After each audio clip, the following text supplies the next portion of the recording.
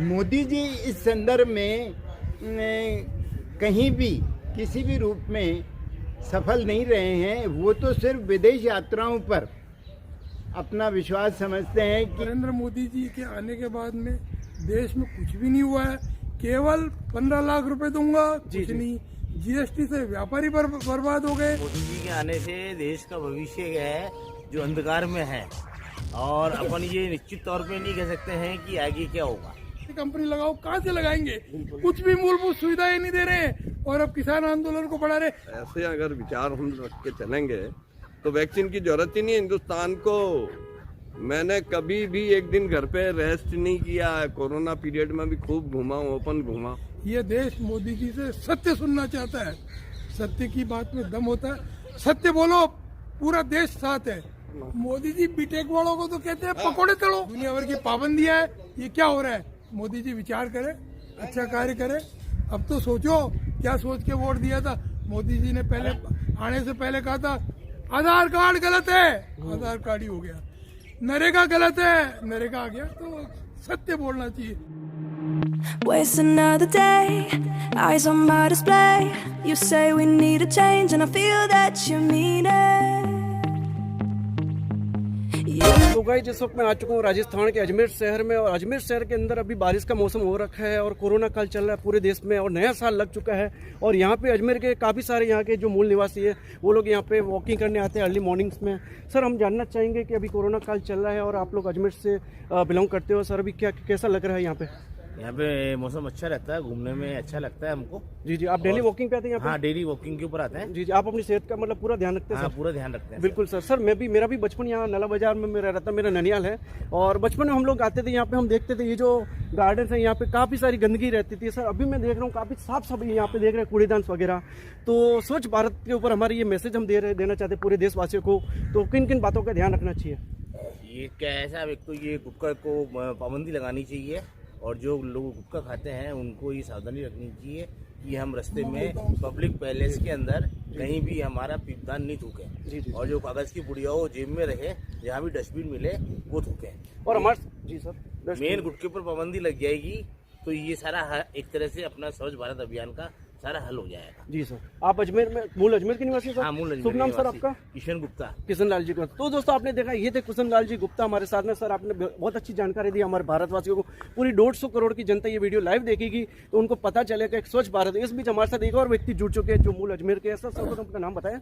सुरेश चंद्र सोनी। जी sir. आप सोनी जी हो? बहुत बढ़िया। अजमेर से हूँ। यहाँ का स्थानीय प्रशासन जो बारादड़ी का है जी जी, वो काफी मदद करता है। लोग बाग चेकिंग करते हैं, साफ सफाई का ध्यान रखते हैं।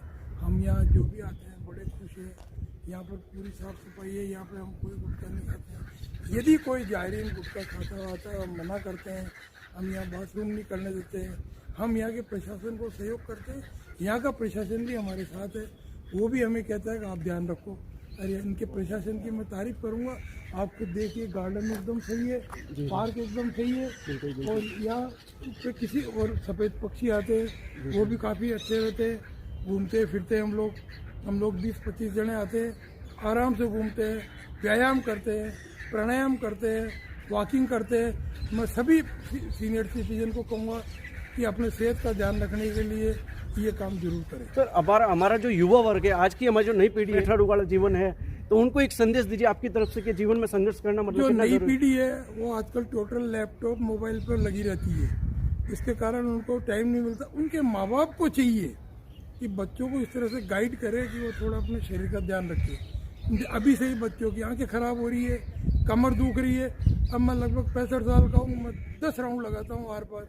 करीब 1 घंटा वॉकिंग करता हूँ, 1 घंटा प्राणायाम करता हूँ, 1 घंटा जॉगिंग करता हूँ। तो उनको भी करना चाहिए। ये जिम्मेदारी उनके माँ बाप की बनती है कि हाँ लैपटॉप मोबाइल जरूरी है, लेकिन कुछ समय के लिए उन सेवाओं को स्थगित करके अपने सेहत पे ध्यान रखना बहुत जरूरी है। नहीं रखेंगे तो हमारी युवा पीढ़ी नष्ट प्राय हो जाएगी। और हमारे देश के भावी प्रधानमंत्री श्री नरेंद्र मोदी जी अभी देश के पीएम हैं, तो उनके आने से कितना बदलाव आया देश में, मतलब कांग्रेस में और बीजेपी में कितना डिफरेंस है? नरेंद्र मोदी जी के आने के बाद में देश में कुछ भी नहीं हुआ है। केवल 15 लाख रुपए दूंगा, कुछ नहीं। जीएसटी से व्यापारी बर्बाद हो गए, नोटबंदी से बर्बाद हो गए, पहले तो बाहर घूमते फिरे, करोड़ों अरबों रुपए पूरे किए कि मैं विदेशों से कंपनियां ला रहा हूँ। अब कहते हैं स्वदेशी कंपनी लगाओ, कहाँ से लगाएंगे? कुछ भी मूलभूत सुविधाएं नहीं दे रहे हैं और अब किसान आंदोलन को बढ़ा रहे। मोदी जी ये बतावे कि इस तीनों नियम से सरकार को क्या फायदा है, वो नहीं बता रहे। किसानों को फायदा किसान को चाहिए ही नहीं। किसानों की मूलभूत सुविधा खत्म, जैसे जियो पहले फ्री, फिर 100 रुपए, अब 600 रुपए। इसी तरह से ये बड़ी बड़ी कंपनियां पहले भाव महंगा देगी, अगले साल कम देगी। इस तरह से मंडियां प्राय कर खत्म हो जाएगी और किसान गिरवी रख दिया जाएगा। इसलिए मोदी से प्रार्थना है कि इतने किसान मर गए हैं, अब तो कुछ उनका आंतरिक भावना जागनी चाहिए, उनका मन जागना चाहिए, ताकि वो किसानों के इतने सोचे। आम पब्लिक तो रही दूर, हमारे किसान अन्नदाता है, जब वो ही नहीं रहेंगे, वो मर रहे हैं। वो इतनी ठंड में वो पड़े, हम तो एसी में सोते हैं, कारों में रहते हैं, वो किसान बेचारे सड़क पे हैं, ट्रकों में सो रहे हैं, इतने मर रहे हैं, छोटे छोटे बच्चे हैं। ईश्वर मोदी जी को सद्बुद्धि दे। सो गाइस, ये जैसे कि सुरेश जी सोनी ने बताया है कि भी किसान आंदोलन चल रहा है। मैंने मोदी जी के बारे में पूछा, तो मेरा ये वीडियो के माध्यम से माननीय प्रधानमंत्री श्री नरेंद्र मोदी जी से नम्र विनती है, हमारे देश की अर्थव्यवस्था कहाँ जा रही है, जीडीपी रेट कहाँ जा रहा है, काफ़ी सारी पब्लिक त्राहिमाम में। आइए कुछ और नागरिक है यहाँ के, उनसे जानते हैं कि मैं मोदी जी के आने से कितना, आपको सच सच बताना सर, क्या लग रहा है, मतलब देश का भविष्य कैसे जा रहा है? अरे मोदी जी के आने से देश का भविष्य है जो अंधकार में है, और अपन ये निश्चित तौर पे नहीं कह सकते हैं कि आगे क्या होगा। तो गाइस, आपने देखा है कि इन्होंने बताया कि देश के जो युवा वर्ग है उनका भविष्य अंधकार में है, और निश्चित तौर पे ये बता रहे हैं कि नहीं कह सकते कि आगे क्या होगा। सर, आप बताएं कि मोदी जी के आने से पहले और अभी में क्या डिफरेंस, आप सच बताना जो भी कहीं। मैं 72 वर्षीय सबसे सीनियर घूमने वाला हूँ और 8 किलोमीटर सुबह 6 बजे पैदल चल गए यहाँ। और जहाँ तक मेरी ये मान्यता है कि मैं इतना स्वस्थ हूँ कि लोग मुझे यही कहते हैं कि आपकी उम्र 55 साल होनी चाहिए, तो इसका भी राज है। और मैं तो ये कहता हूँ कि अगर विचार हम रख के चलेंगे तो वैक्सीन की जरूरत ही नहीं है हिंदुस्तान को। मैंने कभी भी एक दिन घर पे रेस्ट नहीं किया है, कोरोना पीरियड में भी खूब घुमा हूँ, ओपन घुमा हूँ। और मेरे साथ ये सज्जन खड़े हैं, इनको कोरोना हुआ, अभी बाहर निकले हैं ये कोरोना से। क्या इनके साथ खाना खाया 2 दिन पहले, परंतु मुझे तो नहीं होता कोरोना। मोदी जी बीटेक वालों को तो कहते हैं पकौड़े तलो, पकौड़े तलना है तो वो 10वीं 8वीं अनपढ़ ही तल लेगा। मोदी जी कहते हैं ठेला चलाओ, क्या मतलब है? कभी कहते हैं कि नाली में से गैस बन जाएगी, नाली में से गैस बन, भिखारी वो कहते हैं वो पेटीएम से भिखारी भीख मांगता है। मतलब कुछ बातें तो सही बोलो, आज तक तो कोई सही बोली नहीं है। हाँ, वोट मिला है उनको, लेकिन उनको अधिनायकवाद नहीं अपनाना चाहिए, उनको आम जनता की बात देखना चाहिए, आम जनता के लिए हित में काम करना चाहिए। और आम पब्लिक में आज ये किसान पड़े 1.5 महीने हो गए, इनमें कोई पॉलिटिकल पार्टी नहीं है, किसी भी पॉलिटिकल पार्टी की औकात नहीं है कि 1.5 महीने से किसानों को खिला सके पिला सके। ये सब किसान स्वेच्छा से आए, आम पब्लिक उनकी मदद कर रही है। आदरणीय मोदी जी से कहूँगा, परम पिता ईश्वर से प्रार्थना करूँगा कि मिलकर के, जैसे आज तारीख 4 है, आज समझौता वार्ता है, इस तरह के समझौता करे कि किसानों का ही तो किसान वापस अपने खेतों में लौट जाए। आगे मालिक है मोदी जी, जो चाहेंगे वो करेंगे, जो होगा। तो दोस्तों, आपने देखे यहाँ के जो मूल निवासी है वॉकिंग पे जॉगिंग पे आते हैं और कहाँ पे उम्र दराज है, और इनका जो एक्सपीरियंस है वो दोस्तों इन्होंने संघर्ष वाले दिन देखे हैं, मतलब गांधी जी वाला जमाना भी देखा है। तो मेरा यही मानना है कि दोस्तों, मोदी जी अगर हमारी ये वीडियो देख रहे हैं तो उनसे एक ही विनती है, कुछ अच्छा कीजिए। देश पूरा आपके ऊपर आधीन है, देश काफ़ी सारे सपने संजोए हुए हैं। युवा वर्ग, उनकी तो सोचिए, हम लोग क्या है कि पुराने लोग हैं, लेकिन इन्होंने तो अपनी ज़िंदगी अच्छी जी ली, लेकिन हमारे युवा वर्ग जिसके ऊपर देश का भविष्य कहते हैं ना, मतलब तो किसान आंदोलन वगैरह, ये सर ने जो भी बातें बताई, मैंने इनसे बोला कि भी जो बताना सच बोलना, इन्होंने सब अपने दिल की बताई। तो दोस्तों, अब आप ही बताइए, फैसला आपको करना, कमेंट करके बताइए कि भी सर ने बताया क्या वो बात सही है। और मोदी जी, जो भी राजनीतिक पार्टियां हैं जो राजनीति के पापड़ सेकने के लिए बैठी है, मतलब अभी कोरोना की वैक्सीन पे भी राजनीति हो रही है। सर, वैक्सीन तो अभी आई नहीं है, उससे पहले राजनीति अपने पापड़ सेक रहे हैं। वो बोलते हैं ये भाव, वो बोलते हैं ये भाव। वैक्सीन पे राजनीति करना गलत है। बंद करो सबकी। जो वैक्सीन आ रही है अच्छी तरह से जांच के लगाए, ऐसा नहीं हो उसके दुरुपयोग जल्दबाजी में हो जाए। अभी कई वैक्सीनों का तो ट्राई भी नहीं हुआ और वैक्सीन शुरू हो रही है। वैक्सीन लगाओ, अच्छी क्वालिटी के लगाओ, हमारे देश के नागरिक स्वस्थ रहे। और सबसे पहले वैक्सीन का प्रयोग हमारे MLA, MP, प्रधानमंत्री जी और केंद्रीय मंत्री जी पे होना चाहिए, ताकि हम आम जनता को ये गारंटी मिले ये वैक्सीन सही है। बिल्कुल। तो जैसा कि सर ने बताया कि वैक्सीन आ रही है उस पर राजनीति नहीं होनी चाहिए, ये सरेआम गलत चीज है। और दूसरा सर ने बताया कि जो एमएलए में बड़े बड़े मंत्री लोग हैं, पहले वैक्सीन का ट्रायल मंत्री लोगों पे होना चाहिए, ताकि पब्लिक भी संतुष्ट, पब्लिक को लगे वाकई में ट्रायल सही किया गया। क्योंकि मंत्री लोग, अब जैसा सर ने बताया कि कोरोना आया था, सर में से किसी एक व्यक्ति को कोरोना हुआ था, फिर भी ठीक हो गए, क्योंकि ये पुराने जमाने के इन्होंने अच्छा बड़ा माल खाया हुआ है देसी घी का। और दूसरा सर कोरोना में भी घूमते थे अच्छे से, तो कोरोना के नाम पे राजनीति, ये मास्क पहनो नहीं तो जुर्माना लगाएंगे, मास्क के नाम पे लूटमार चल रहा है देश के अंदर। मैं खुद आज कर्मचारियों की पेंशन बंद कर सकती है, तो एमएलए एमपी मंत्रियों को पेंशन इतनी मिलती है और हर बार की मिलती है। पार्षद में जीता वो पेंशन मिलती रहेगी, एमएलए में जीता वो पेंशन मिलती रहेगी, एमपी में जीता वो पेंशन मिलती रहेगी, या इनको हर तरह की इतनी पेंशन मिलती है। इनकी सैलरी टैक्स मुक्त है, और एक राज कर्मचारी होता है उसके दुनिया भर के टैक्स लगते हैं, दुनिया भर की पाबंदियां है। ये क्या हो रहा है? मोदी जी विचार करे, अच्छा कार्य करे। अब तो सोचो क्या सोच के वोट दिया था। मोदी जी ने पहले आने से पहले कहा था आधार कार्ड गलत है, आधार कार्ड ही हो गया। नरेगा गलत है, नरेगा आ गया। तो सत्य बोलना चाहिए। ये देश मोदी जी से सत्य सुनना चाहता है, सत्य की बात में दम होता है। सत्य बोलो, पूरा देश साथ है। कि असत्य बोल करके एक गरिमा को नष्ट किया जा रहा है। कृपया उस पर ध्यान दे, गरिमा को बनाए रखे और देश को सही हालत में चलावे। एक भी कल कारखाना नहीं लगा, सब बंद हो गए। नोटबंदी से सब कल कारखाने बंद हो गए, सारी फैक्ट्रियां बंद हो गई, बेरोजगार हो गए नौकर। आपने देखा नहीं लॉकडाउन में कितने बिहारी मरे थे, पैदल गए थे। उनके लिए तो इनके पास पैसे नहीं है। क्या कर रहे हैं ये, क्या कर रहे हैं ये? सोचो, मरे हुए बच्चे को लेके जा रहे हैं मजदूर लोग। क्यों? मजदूरों को खाना नहीं मिल रहा है। इनको ऐसी व्यवस्था करनी चाहिए कि जहाँ भी मजदूर है, चाहे राज्य सरकार हो चाहे केंद्र सरकार हो, मिलकर के मजदूरों को खाना नहीं है और ये ट्रेन का किराया ले रहे। और सर एक सवाल और है आखिरी कि सर अभी कोरोना काल चल रहा है, लगभग समाप्त हो चुका है। 2020 था वो गलत साल था, काफी सारी उसमें बीमारियां आई गई, लेकिन 2021 बोलते हैं ना, अपना 21 का आंकड़ा शुभ होता है। 2021 में सब कुछ शुभ है मतलब। तो अभी कर्फ्यू हट गया वगैरह, कर्फ्यू हटाना चाहिए उनको।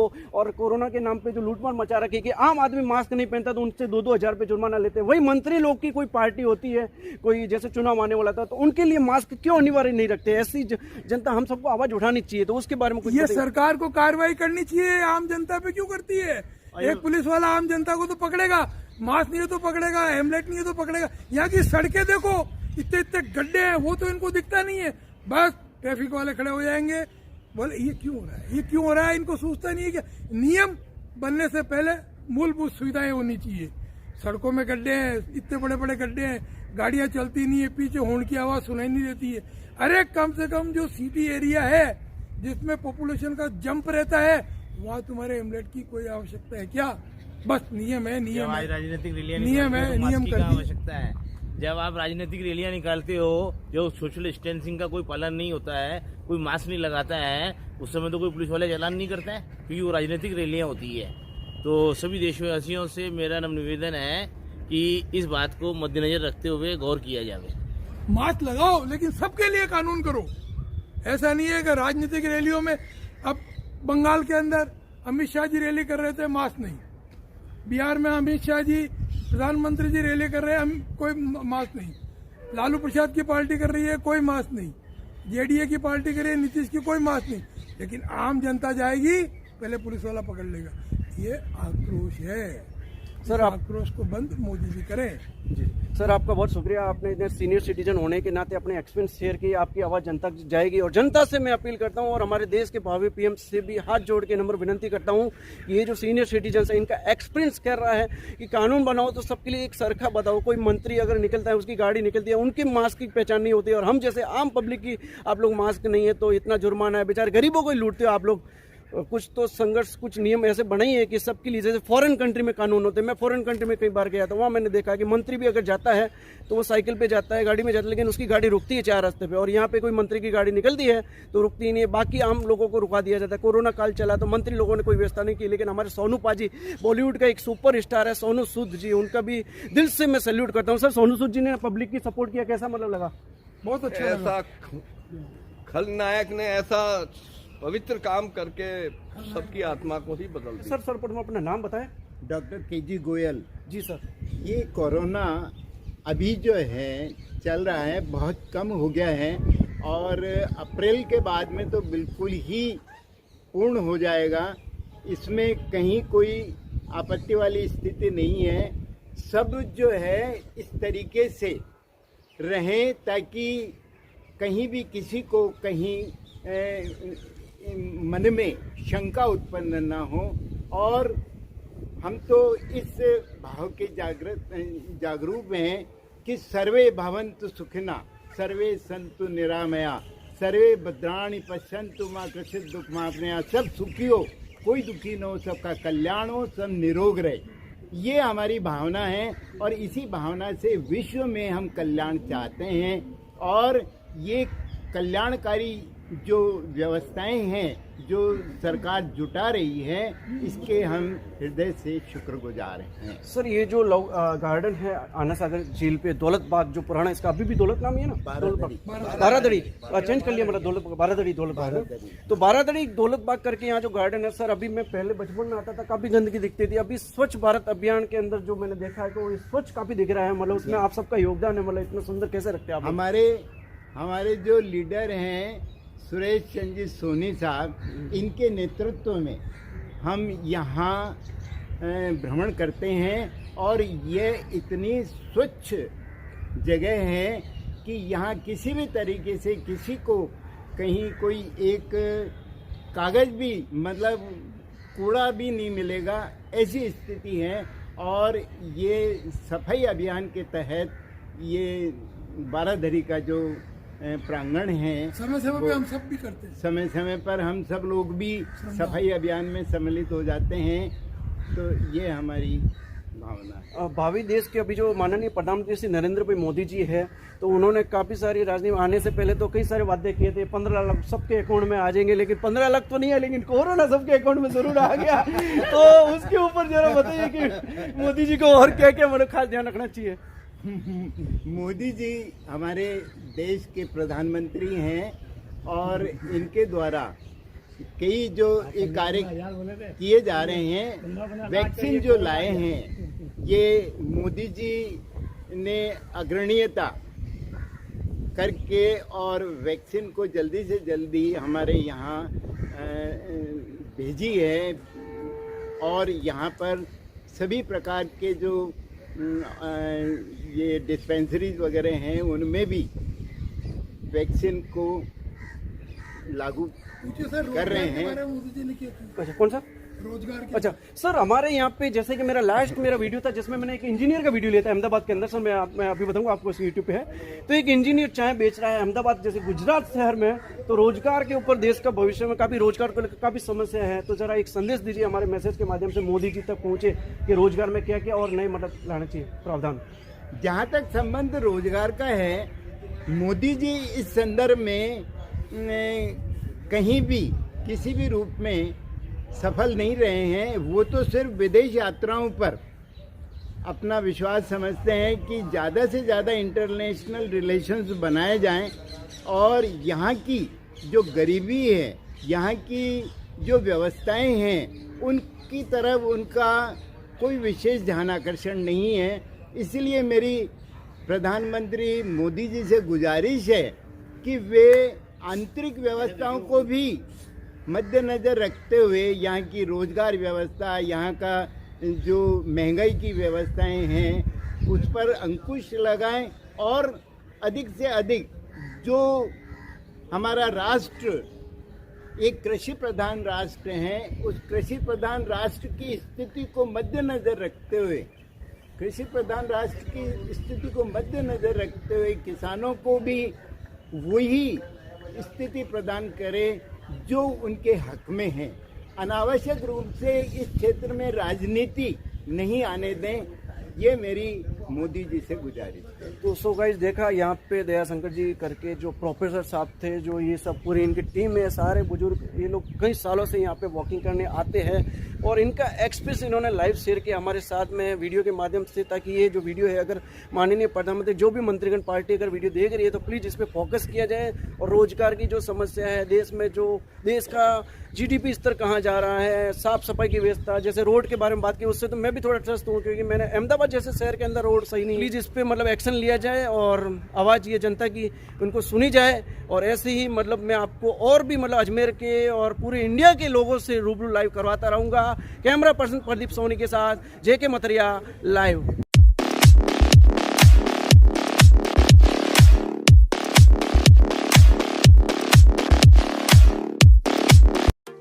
I'm on my own, broken alone. I feel the rain crashing down all around this empty town. I'm searching for the lost and found, but you don't care, you're unaware. Keep moving like the scars aren't even there. It's in the